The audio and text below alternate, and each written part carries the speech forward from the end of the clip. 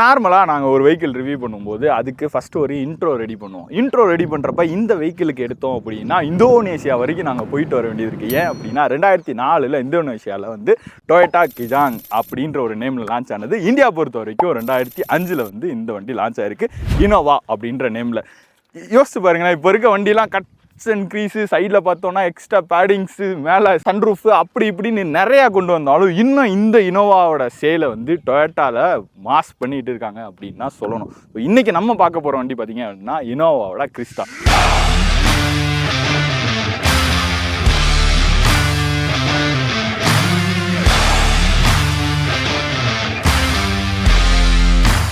நார்மலாக ஒரு ஃபேமிலிக்கு வண்டி எடுக்கணும் அப்படின்னா கண்டிப்பாக ஒரு எம்யூவி வெஹிக்கிளாக தான் இருக்கணும். மினிமம் 6 சீட்டர், மேக்ஸிமம் 9 சீட்டர் வரைக்கும் எடுக்கலாம். ஆனால் நார்மலாக வந்து 6 to 8 சீட்டர் வந்து நல்ல ஒரு பிளேஸ்மெண்ட்டாக இருக்கிற இடத்துல வந்து கண்ணை மூடிட்டு ஒரு வண்டி எடுக்கணும் அப்படின்னா இனோவாவில் போங்கப்பா அப்படின்ற மாதிரி தான் எல்லார்ட்டேருந்து வர ஃபீட்பேக். பழைய ஜென்ரேஷனாக இருந்தாலும் சரி, இந்த ஜென்ரேஷனாக இருந்தும் கண்ணை மூடி டக்குன்னு சொல்கிற மாடல் தான் இந்த மாடல். இனோவா பொறுத்தவரை 2005 லான்ச் ஆன வண்டி தான். அதுக்கப்புறம் வந்து அதில் சின்ன சின்ன காஸ்மெட்டிக்ஸ் அப்டேட் வந்தது வந்து கொஞ்சம் கொஞ்சமாக கஸ்டமரோட ஃபீட்பேக் ஏற்ற மாதிரி அப்டேட் பண்ணிக்கிட்டே வந்தாங்க. 2009 பார்த்தீங்க அப்படின்னா அதோட ஃபர்ஸ்ட் ஜென் அப்டேட் வந்துச்சு. அதில் பார்த்தீங்கன்னா அந்த கிரில்லு, இந்த எக்ஸ்ட்ரா சைட் ஃபிட்டிங்ஸு, உள்ள சீட்டிங்கு அண்ட் உள்ளே கொடுத்துருக்க அந்த டெக்கு எல்லாத்தையுமே வந்து கொஞ்சம் அப்டேட் பண்ணாங்க. அண்ட் இதுலேயுமே பார்த்தீங்க அப்படின்னா 2 இன்ஜின் ஆப்ஷனில் முதல்ல வந்துச்சு. அந்த இன்ஜின் ஆப்ஷனில் 10 வருஷம் ரன் ஆச்சு. அதுக்கப்புறம் இனோவா கிறிஸ்டா, இந்த வண்டி பொறுத்த வரைக்கும் ரொம்ப பெரிய இம்பாக்ட் இந்த செக்மெண்ட்டில் கொண்டு வந்திருக்கு. நம்ம கையில் இருக்கிற வண்டி வந்து பார்த்தீங்க அப்படின்னா ஃபுல்லாக டீசல் ஆப்ஷனில் தான் இருக்குது. 7 வேரியண்ட் ஆப்ஷனில் இருக்குது. நார்மலாக ஒரு ஒயிட் கார் வந்து நீங்கள் வந்து ட்ராவல்ஸ் யூஸ் பண்ணி அப்படியே பழகி போன இடத்துல ஒரு ஒயிட் கார் ப்ரைடாக இருக்கும் அப்படின்னா நம்ம இனோவாவை கண்டிப்பாக வந்து சொல்லி ஆகணும். இதோட மற்ற காம்படிட்டர்ஸ் எல்லாமே இந்த செக்மெண்ட்டில் இன்னும் வரைக்கும் தத்தளிச்சிட்டு இருக்க இடத்துல மாசாக அந்த இடத்துல ஒரு சேர் போட்டு உட்காந்துருக்காங்க அப்படின்றத நம்ம கண்டிப்பாக ஒத்துக்கிட்டே ஆகணும். இந்த கிறிஸ்டா பொறுத்த வரைக்கும் 2.4 லிட்டர் இன்ஜின், அரௌண்ட் 147 பிஹெச்பி பவரும், 243 நியூட்டன் மீட்டர் ஆஃப் டார்க்கும் ப்ரொடியூஸ் பண்ணுது. அரௌண்ட் 1800 to 2800 அந்த ரேஞ்ச் ஆஃப் ஆர்பிஎம்கே வந்து அந்த பீக் டார்க்கை அட்டைன் பண்ண முடியுது. மொதல் விஷயம், இவ்வளோ டார்க் இருக்குது அப்படின்றத எங்கே நம்மளால் ஃபீல் பண்ண முடியுது அப்படின்னா செகண்ட் கியர்லேயே நீங்கள் வண்டி எடுக்கலாம். ஸ்டார்டிங்லேயே செகண்ட் கியரில் எடுக்கலாம். ஃபஸ்ட் கியர் போடணும் அப்படின்ற மேஜரான அவசியமே தேவைப்படாது. ஒன்று. ரெண்டாவது விஷயம், நீங்கள் 7 பேர் 8 பேர் போகலாம். இப்போ நம்ம கையில் இருக்கிறது 7 சீட்டர் வண்டி. இது மொத்தம் 7 வேரியண்ட்டில் இருக்குது. இந்த 7 சீட்டர் பொறுத்தவரை 7 பேர் உட்காந்துட்டு போனாலும் அவ்வளோ தூரத்துக்கு கம்ஃபர்டபுளாகவே தான் இருக்குது. இது வந்து ஒரு லேட்ரான் சேசிஸ் தான். அண்ட் இதில் கொடுத்துருக்க சஸ்பென்ஷன் பொறுத்தவரையும் ஃப்ரண்ட்டில் விஷ் பண்ணணும், ரியரில் வந்து மல்டி லிங்க் சஸ்பென்ஷனுமே கொடுத்துருக்காங்க. ஸோ அதனால தான் அந்த 7 பேர் உட்காந்துட்டு போகிறதுக்கும் கம்ஃபர்டபுளாக இருக்குது. அவங்க உட்கார்றப்ப அது ப்ரொடியூஸ் பண்ணுற டார்க்குக்கு அவங்கள எடுத்துகிட்டு போகிறதுக்கும் ஈஸியாகவே தான் இருக்குது. ஓகே, அடுத்து இதோட நான் லுக்கு பற்றி பெருசாக நான் சொல்ல வேண்டியது கிடையாது. டிப்பிக்கலாக எல்லாருக்கும் தெரிஞ்சதான். ஸோ இதில் ஃபுல்லாமே வந்து ஹாலஜன் லைட் இருக்குது. அண்ட் ப்ரொஜெக்டர்ஸ் பொறுத்த வரைக்கும் எல்இடியில் கொடுத்துருக்காங்க. இங்கே வந்து டியூப் லைட்ஸ் இருக்குது. அண்ட் இண்டிகேட்டர்ஸ் தனியாக கீழே வந்தது. கீழே ஃபாக் லாம்ப்க்கான ஸ்பேஸ். அண்ட் இதோட ஃப்ரண்ட் கிரில் தான் இந்த வண்டியை நல்ல ஹைலைட்டடாக நம்மளுக்கு காமிக்கிறது. இதோட ஃப்ரண்ட் கிரில் தான். அண்ட் ஆஃப்டர் மார்க்கெட்டில் நிறைய கிரில் ஆப்ஷன்ஸ் இந்த வண்டிக்கு இருக்குது. ஸோ அதனால் வந்து லுக்கு ஒவ்வொருத்தவங்களுக்கு ஏற்ற மாதிரி, கேரக்டர்ஸ்க்கு ஏற்ற மாதிரி இந்த வண்டி ஆல்டர் பண்ணுறதுக்கு சூப்பராகவே இருக்கும். இதோட சைட் ப்ரெசன்ஸில் தான் இது வந்து ஒரு எம்பிவி அப்படின்னே நம்மளுக்கு ஃபில்ஃபில்ட் ஆகும். ஏ பில்லரில் குட்டியாக கொடுத்துருக்க குவார்டர் கிளாஸில் இருந்து சி பில்லரில் வந்து ரொம்ப பாக்ஸி டிசைனாக இருக்கக்கூடாது அப்படின்றதுக்காக அங்கே கொடுத்துருக்க ஒரு குவார்டர் கிளாஸ் லுக்கில் இருக்கிறதா இருக்கட்டும், எல்லாமே இதில் வந்து இன்னும் ஹைலைட்டடாக இருக்குது. அண்ட் குரோம் ஃபினிஷிங் பொறுத்த வரைக்கும் இதில் வந்து ஆஃப்டர் அக்சசரிஸாகவுமே அவைலபிள் இருக்குது. அண்ட் டக்குன்னு இந்த வண்டியில் அழகாக இருக்கிறது இந்த டைமண்ட் கட் அலாய் வீல்ஸ் தான். அண்ட் அந்த அலாய் வீல்ஸ் வந்து 17 இன்ச் டயரில் வந்து சீட் ஆகுது. அண்ட் ஃபியூல் டேங்க் பொறுத்த வரைக்கும் பார்த்தீங்கன்னா around 50 litres of fuel tank இருக்குது. ஆட்ப்ளூ டேங்க் அதில் இருக்காது. ஃப்ரண்ட் ஹூட்டில் தான் ஆட்ப்ளூக்கான டேங்க் இருக்கும்.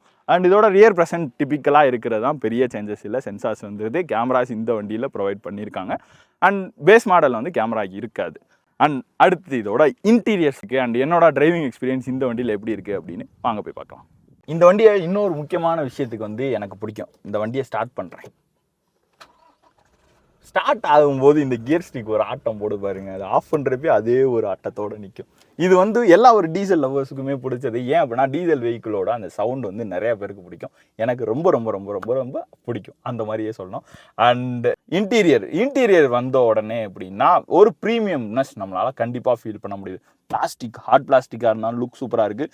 இந்த வுட்டன் ஃபினிஷிங் தான் இதோட ப்ரீமியமுக்கே சொல்லி ஆகணும். அந்த அளவுக்கு ப்ரீமியமாக இருக்குது. அண்ட் இதோட இன்ஃபோடெயின்மெண்ட், அதில் இருக்க ப்ராக்டிக்கல் திங்ஸ். ஏன் அப்படின்னா இப்போ நார்மலாக நம்ம வந்து டாக்ஸி வெஹிக்கிள் ஓட்டும்போது லாங் டிரைவ் ஹைவேஸில் டிரைவ் பண்ணும்போது இந்த சுவிட்சஸ் அவங்க கொடுத்துருக்காங்க பார்த்தீங்களா, எல்லாமே ஃபிசிக்கலாக டச் பண்ணுறதும் இருக்குது, ப்ளஸ் டிஜிட்டலைஸ்டாக உள்ள டச் ஸ்க்ரீனில் டச் பண்ணுறதுக்கும் ஆப்ஷன்ஸ் இருக்குது.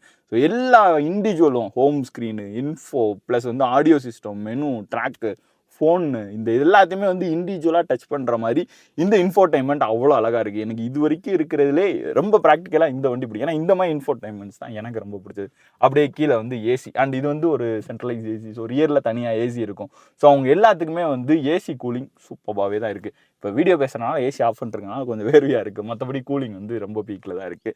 அண்ட் ரியர் ஏசிக்கு தனியாக ஆப்ஷன் இருக்குது, ஆட்டோ ஆப்ஷன்ஸ் இருக்குது. கீழே பொறுத்தவரை எக்கோ மோட், டிரைவ் மோட்ஸ் கொடுத்துருக்காங்க. இந்த வண்டி எஸ்பெஷலாக வந்து 14 வரைக்கும் கிளைம் பண்ணுறாங்க. நார்மலாக ஏஆர்ஐ பொறுத்த வரைக்கும் 9 to 11 வந்து கிளைம் பண்ணுறாங்க. அண்ட் டீசல் வெஹிக்கிள் பொறுத்த வரையும் உங்களோட டிரைவிங் ஸ்டைலு, நீங்கள் எப்படி அதை மெயின்டைன் பண்ணுறீங்கன்னு ஏற்ற மாதிரி உங்களால் பீக் மைலேஜ் வந்து கண்டிப்பாக எடுக்க முடியும். டீசல் வெஹிக்கிளில் ஒரு அஷூரன்ஸாகவே நம்மளால் கொடுக்க முடியும்.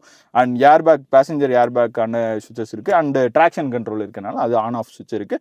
அண்ட் ஸ்டோரேஜ், எம்பிவி வெஹிக்கிளில் ஸ்டோரேஜை பற்றி நம்ம ஒரு பாயிண்ட்டாகவே பேசக்கூடாதுன்ற அளவுக்கு சொல்லியிருக்காங்க.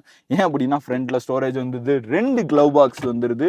அண்ட் க்ளவ் பாக்ஸுமே ப்ரீமியமாக இருக்குது. கீழே இருக்கிறது ஒரு லாக்கபிள் க்ளவ் பாக்ஸ் இருக்குது. ஹேண்ட் ரெஸ்ட்டில் ஒரு க்ளவ் பாக்ஸ் இருக்குது. எக்ஸ்ட்ராலையும் இந்த மாதிரி ஒரு எக்ஸ்ட்ரா ஒரு கப் ஹோல்டர்ஸ் இருக்காங்க. அண்ட் ஏசி பொறுத்த வரைக்கும் 4 அவுட்லெட்டுமே இருக்குது. அண்ட் அதோட ஃப்ளோவுமே வந்து நல்லாவே தான் இருக்கும்.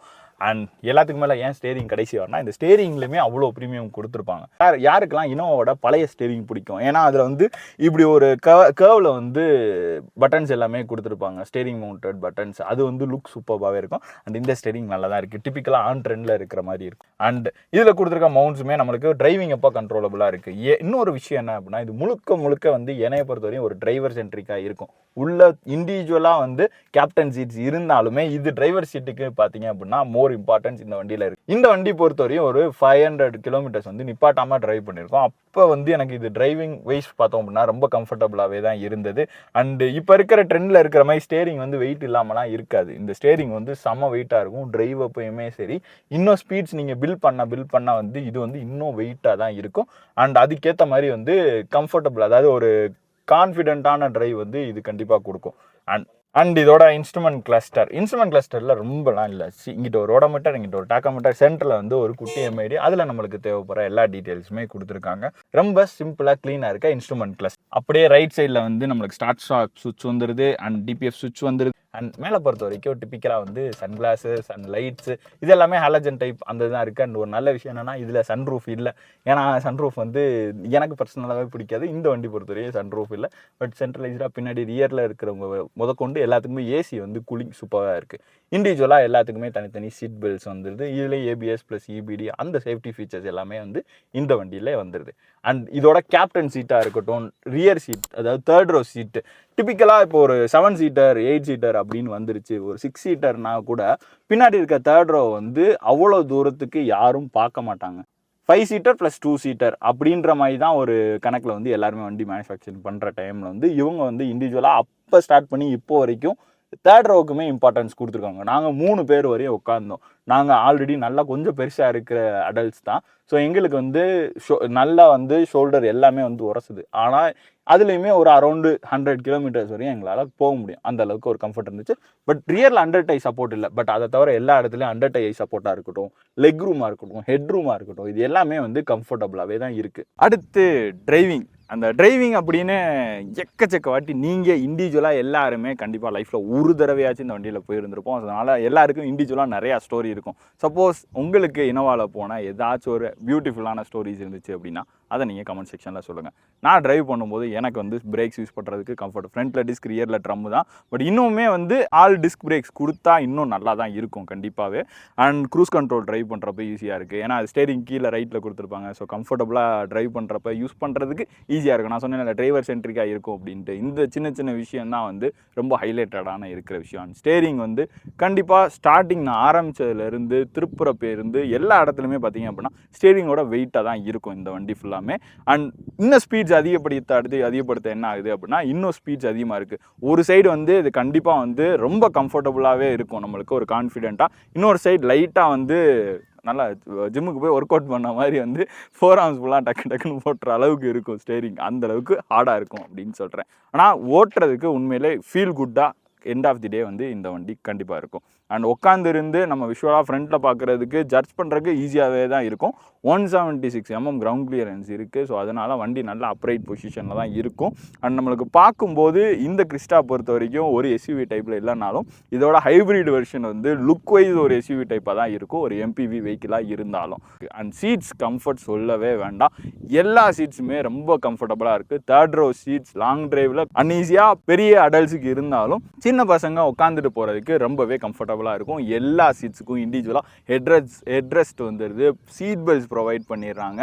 அண்ட் ஏர் பேக்ஸ் பொறுத்த வரையும் இந்த டாப் வேரியண்ட்டில் வந்து 7 ஏர் பேக்ஸ் இருக்குது, பாட்டமில் வந்து 3 ஏர் பேக்ஸ் வந்து பேஸ் வேரியண்ட்டுக்கு வந்துடுது. அண்ட் ஏர் பேக்ஸுமே வந்து இன்னும் அப்டேட் பண்ணணும். அண்ட் இது வந்து ஒரு லேட்ரான் சேசிஸ் தான். நீங்கள் அரௌண்ட் 120 அந்த ரீச், அதாவது நீங்கள் 80 அபோவ் நீங்கள் போய் ஒரு டர்னிங் எடுத்தீங்கனாலும் அந்த பாடி ரோல் எனக்கு ஃபீல் பண்ண முடிஞ்சு. அது கண்டிப்பாக வந்து லேட்ரான் சேசிஸில் இருக்க எல்லா வண்டியிலுமே கண்டிப்பாக ஃபீல் பண்ண தான் செய்வோம். அண்ட் இந்த வண்டி வந்து ஒரு மாதிரி ரஃப் டிரைவுக்கு எந்தூசியாஸ்டிக்காக ட்ரைவ் பண்ணுறதுக்கு அப்படின்னு கேட்டிங்கன்னா கண்டிப்பாகவே இல்லை அப்படின்னு தான் சொல்லுவேன். ஏன் அப்படின்னா இது வந்து ஒரு காமன் ரிலாக்ஸாக 110 120 வந்து லாங் டிரைவுக்கு க்ரூஸ் பண்ணுறதுக்கு செம்ம கம்ஃபர்டபுளாக இருக்கும். ஓட்டுறவங்களுக்கும் சரி உட்காந்து வர்றவங்களுக்கும் சரி எத்தனை கிலோமீட்டர்ஸ் போனாலுமே வந்து அவங்களுக்கு டிரைவிங் வைஸ் உள்ளக்குள்ள ரொம்ப கம்ஃபர்டபுளாக இருக்கும், ரொம்ப டயர்டாக மாட்டாங்க. ஏன் இது வந்து ஒரு எந்தூசியாஸ்டிக்காக இல்லை, ஏன்னா 343 நியூட்டன் மீட்டர் டார்க் ப்ரொடியூஸ் பண்ணது, ரியர் வீல் டிரைவு செம்ம எந்தூசியாக நம்மளால் ட்ரைவ் பண்ண முடியும். பட் இந்த வண்டி நீங்கள் நார்மலாக ட்ரைவ் பண்ணி, ஏன்னா இது வந்து ஒரு டாக்ஸிக்கு அதிகமாக இருக்குது, அது ஒத்துக்கிட்டே ஆகணும். பொலிட்டிக்கல்ஸுக்கு அதிகமாக இருக்குது, அதையும் நம்ம ஒத்துக்கிட்டே ஆகணும். ஏன் இந்த டிரைவிங் இவ்வளோ தூரத்துக்கு பண்ணோம் அப்படின்னா, ஏன்னா இது ப்ரொடியூஸ் பண்ணுற பவர் எல்லாத்தையுமே வந்து ரொம்ப லீனியராக ப்ரொடியூஸ் பண்ணணும். பீக் பவர் அப்படின்றது இருக்காது, லீனியர் பவர் இருக்கும். ஸோ அதனால் அந்த செகண்ட் கியர்லேருந்து எடுத்துகிட்டு போகலாம். நீங்கள் ஏதாச்சும் ஒரு ஸ்பீட் பிரேக்கர் ஏறுறப்ப கியர் டவுன் பண்ண வேண்டியது இருக்குல்ல, ஓரளவுக்கு டீசெண்டான ஸ்பீடில் போனீங்கன்னா அதே ஸ்பீடில் ஏறி இறக்கி எடுத்துகிட்டு போயிடலாம். இந்த கியர் வந்து டக்குன்னு அடிக்காது, கியர் நாக்கிங் அந்த இஷ்யூஸ் இருக்காது. அதனால் டீசெண்டாக ஓட்டு போகிறதுக்கு ரொம்ப லீனியர் பவர் ப்ரொடியூஸ் பண்ணுறதுனால டீசெண்டாக ட்ரைவ் பண்ணுறதுக்கு ரொம்ப கம்ஃபர்டபுளாக இருக்கும். ஓவராலாக எனக்கு இந்த வண்டியோட டிரைவிங் ரொம்ப கம்ஃபர்ட். ஏன்னா நான் அரௌண்ட் ஒரு 2017 வெஹிக்கிள் வந்து ரொம்ப நாளாக நான் தான் வச்சு ஓட்டிக்கிட்டு இருந்தேன். ஸோ அது வந்து எனக்கு ரொம்ப கம்ஃபர்டபுளாகவே இருந்துச்சு. அதனால் அதே ஃபீல் வந்து இன்றைக்கும் கிடச்சிருச்சு.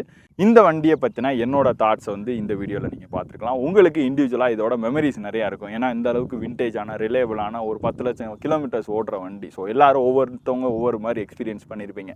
உங்கள் எக்ஸ்பீரியன்ஸை நீங்கள் கமெண்ட் செக்ஷனில் ஷேர் பண்ணுங்கள். நீங்கள் கொடுத்துட்டு இருக்க லவ் அண்ட் சப்போர்ட்டுக்கு ரொம்ப தேங்க்ஸ். Stay tune மோட்டோகிராஃபி.